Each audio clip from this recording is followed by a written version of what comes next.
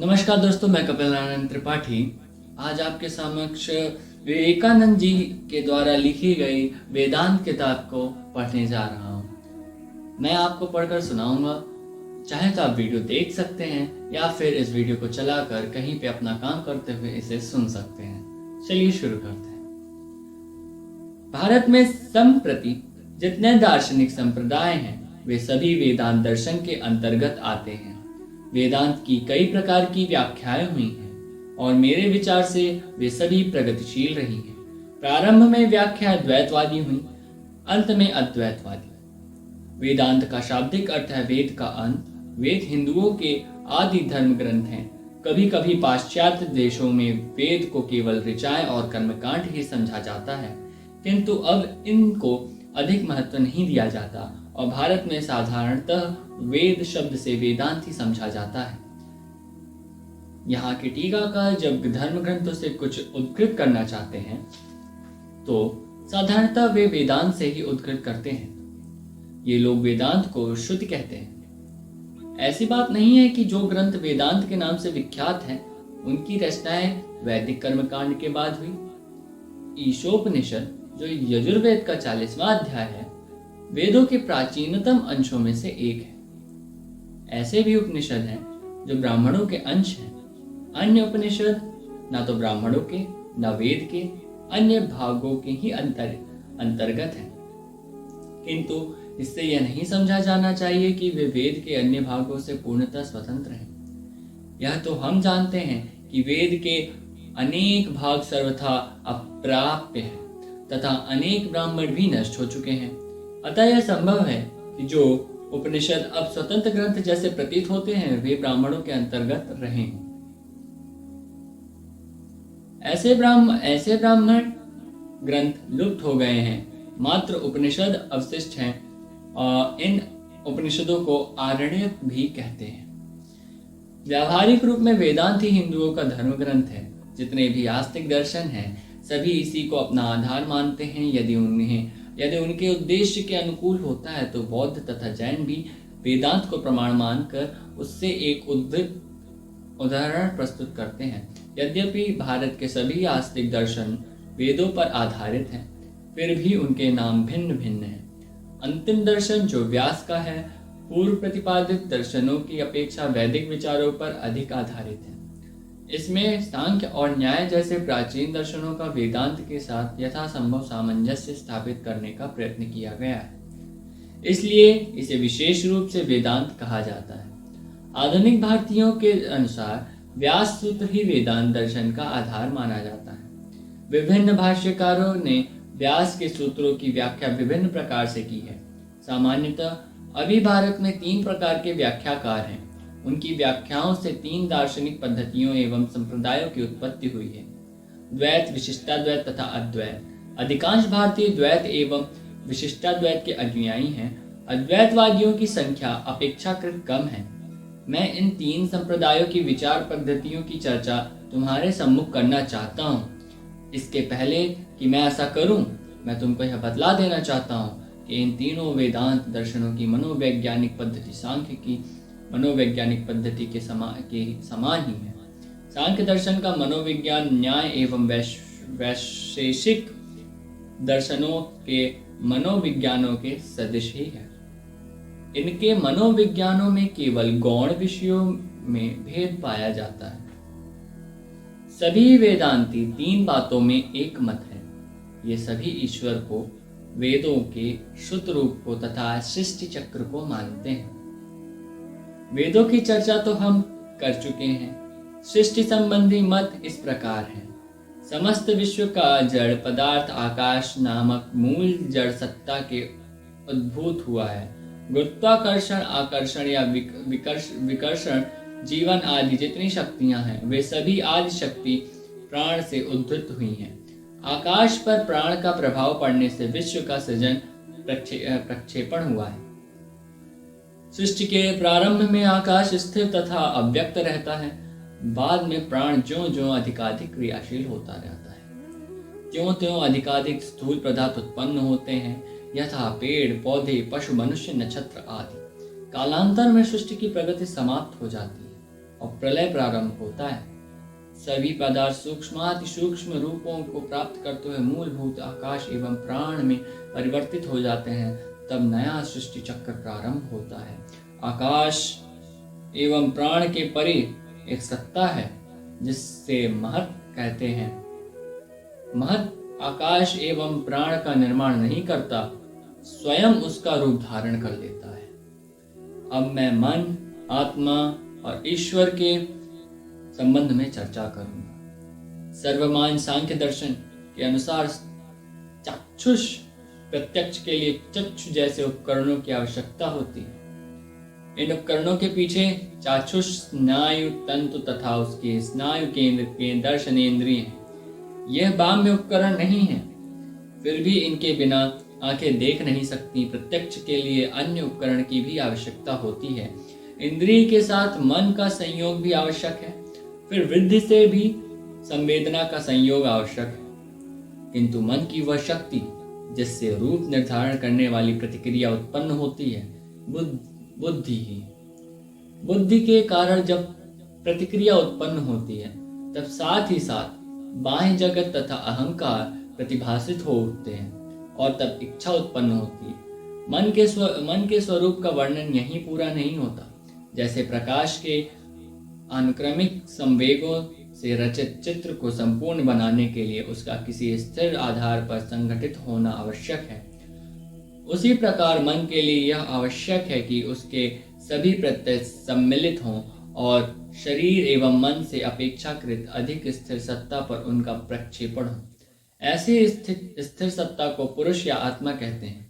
सांख्य दर्शन के अनुसार मन की प्रतिक्रियात्मक शक्ति, जिसे बुद्धि की संज्ञा दी जाती है, महत से उद्भत हुई है। ऐसा कहा जाता है कि बुद्धि महत का परिवर्तित रूप है या उसी की अभिव्यक्ति है। महत स्पंदनशील बुद्धि में परिवर्तित होता है। बुद्धि का एक अंश इंद्रियों में तथा दूसरा अंश तंत्र आत्माओं में परिवर्तित हो जाता है। इन सब में संयोग से विश्व का निर्माण होता है। सांख्य के अनुसार महत के परे भी एक सत की एक अवस्था है जिसे अव्यक्त कहते हैं। इस अवस्था में मन का अस्तित्व नहीं रहता, केवल इसके कारण विद्यमान रहते हैं। सत की अवस्था को प्रकृति भी कहते हैं। प्रकृति से पुरुष सतत भिन्न होता है।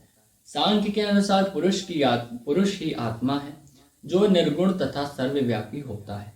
पुरुष कर्ता नहीं, दृष्टा मात्र है।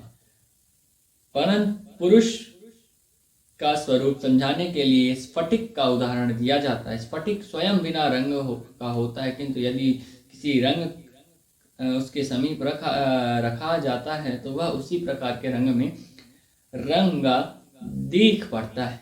वेदांती सांख्य के आत्मा एवं जगत संबंधी मतों को नहीं मानते। सांख्य के अनुसार पुरुष एवं प्रकृति के बीच बड़ा पार्थक्य है। इस पार्थक्य को दूर करना आवश्यक है। सांख्य इसे दूर करना चाहता है पर सफल नहीं होता। अब जब पुरुष वास्तव में रंगहीन है तो उस पर प्रकृति का रंग कैसे चढ़ सकता है? इसलिए वेदांती मौलिक स्तर पर यही मानते हैं कि पुरुष और प्रकृति अभिन्न है।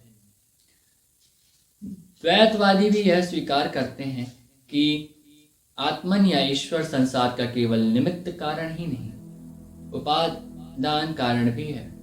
किंतु यथार्थ में वे ऐसा केवल कहते हैं। उनके कहने का अभिप्राय दूसरा होता है, क्योंकि उनके विचारों से जो सही परिणाम निकलते हैं उनको वे स्वीकार नहीं करना चाहते।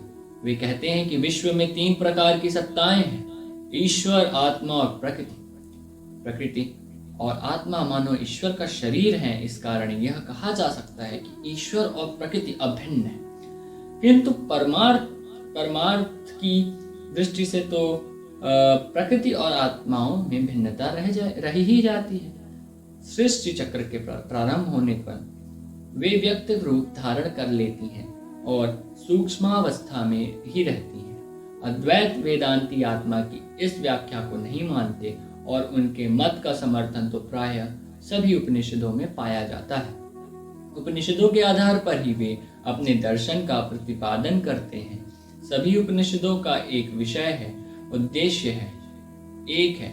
निम्नलिखित विचारों को स्थापित करना, मिट्टी के एक टुकड़े के बारे में ज्ञान प्राप्त कर लेने से हम संसार की सभी मिट्टी के बारे में ज्ञान प्राप्त कर लेते हैं। इस प्रकार अवश्य ऐसा कोई तत्व है जिसको जान लेने से हम संसार की सभी वस्तुओं का ज्ञान प्राप्त कर ले सकते हैं। वह तत्व क्या है? अद्वैतवादी समस्त विश्व को एक सामान्य रूप से देना चाहते हैं। विश्व के एकमात्र तत्व को बदलना चाहते हैं। उनका मूल सिद्धांत यह है कि सारा विश्व एक है और एक ही सत्य नाना रूपों में प्रतिभासित होता है।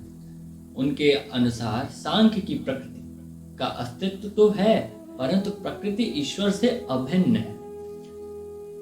विश्व, मनुष्य, जीवात्मा तथा जितनी भी अन्य सत्ताएं हैं, सभी सत्य के ही विभिन्न भिन्न रूप हैं। मन तथा महत उसी सत्य के व्यक्त रूप है। इस मत के विरोध में कहा जा सकता है कि यह तो सर्वेश्वरवाद, पैंथेइज्म है। यह भी प्रश्न उठ सकता है कि अपरिवर्तनशील सत्य, वेदांती सत्य को ऐसा ही मानते हैं क्योंकि जो निरपेक्ष है वह अपरिवर्तनशील ही। परिवर्तनशील तथा नाशवान में कैसे परिवर्तित हो सकता है? इस समस्या के समाधान में अद्वैत वेदांती विवर्तवाद के सिद्धांत को प्रस्तुत करते हैं। सांख्य मतानुयायियों तथा द्वैतवादियों के अनुसार समस्त विश्व प्रकृति से उद्भूत हुआ है। कुछ अद्वैतवादियों तथा कुछ द्वैतवादियों के अनुसार सारा विश्व ईश्वर से उत्पन्न हुआ है, किंतु शंकराचार्य के अनुयायियों के अनुसार सही अर्थ में ये ही अद्वैतवादी है। समस्त विश्व का ब्रह्म का प्रतिभासित रूप है। ब्रह्म विश्व का वास्तविक नहीं, केवल आभासी उत्पादन कारण है। इस संबंध में रज्जु और सर्प का प्रसिद्ध उदाहरण दिया जाता है। रज्जु सर्प जैसी आभासित होती है, वह वास्तव में सर्प नहीं है, उसका सर्प में परिवर्तन नहीं होता। इसी तरह सारा विश्व वास्तव में सत्य है, सत्य का परिवर्तन नहीं होता। हम इसमें जितने भी परिवर्तन पाते हैं सभी आभास मात्र है। ये परिवर्तन देश, काल तथा निमित्त के कारण होते हैं। मनोवैज्ञानिक सिद्धांत की दृष्टि से नाम रूप के कारण होते हैं। नाम और रूप के द्वारा ही एक वस्तु का दूसरी वस्तु से भेद किया जाता है। अतः नाम और रूप ही उन वस्तुओं के भेद के कारण है। वास्तव में दोनों वस्तुएं एक हैं। अद्वैत वेदांतियों के अनुसार सत और जगत फेनोमेनन परस्पर भिन्न सत्ताएं नहीं है। रज्जु का सर्प जैसे देखना भ्रमात्मक है। भ्रम के समाप्त होने पर सर्प का दिखना भी समाप्त हो जाता है। अज्ञानवश व्यक्ति जगत को देखता है, ब्रह्म को नहीं।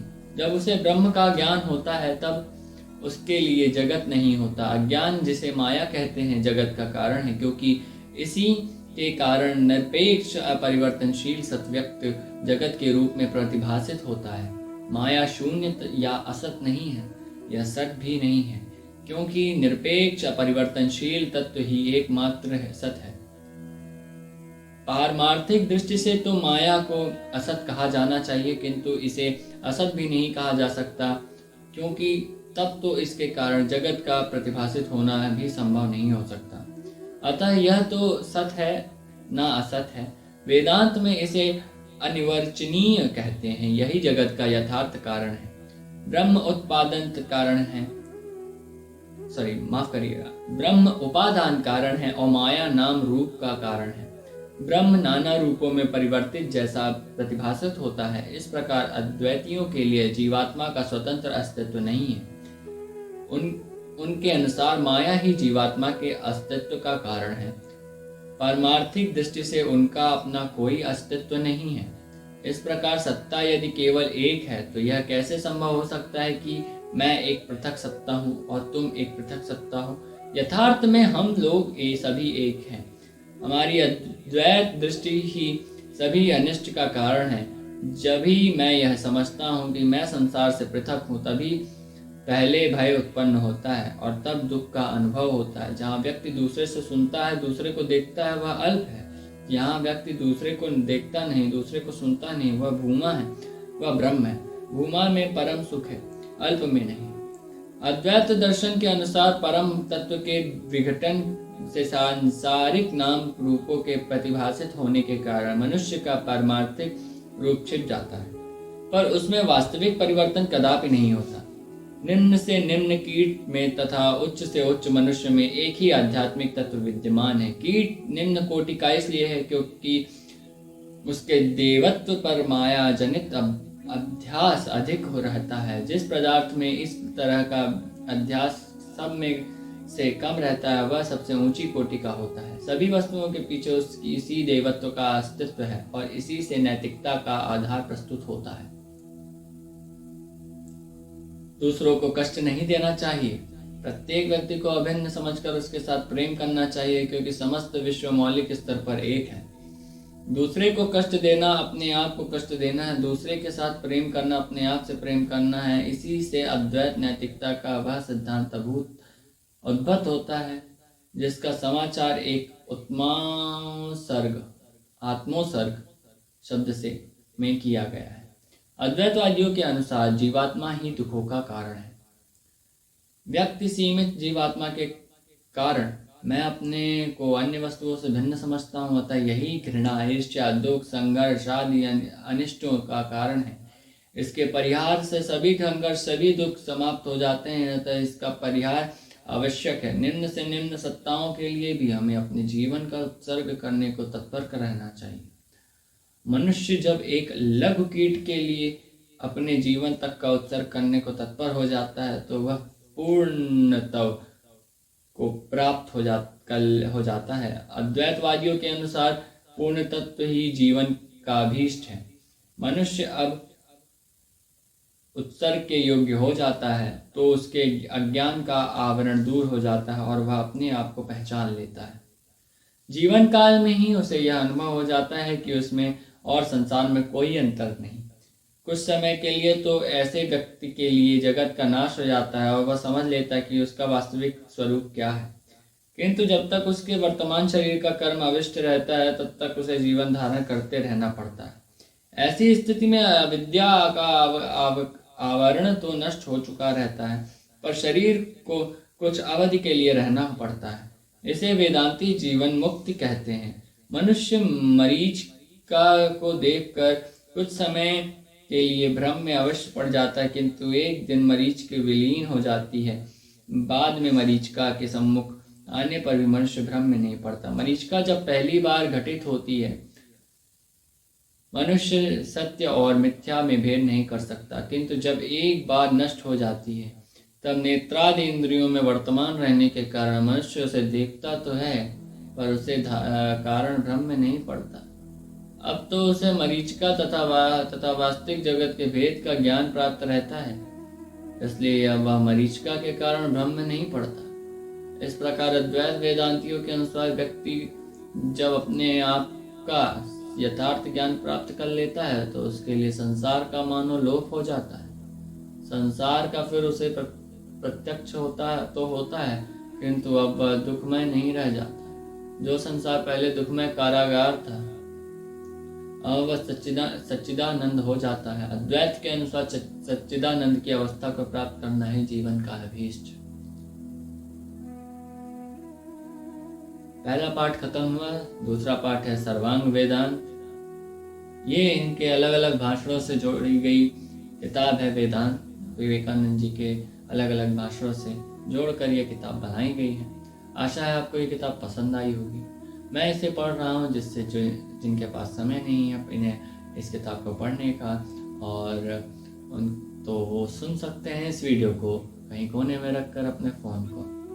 चलिए, आशा है आपको अच्छा लगा होगा। मिलते हैं अगले वीडियो पे। और अगर आपको इस किताब को अभी पूरा सुनना है क्योंकि अभी हम पहला पार्ट बस पूरा किए हैं तो आप हमें सब्सक्राइब भी कर सकते हैं। नमस्कार।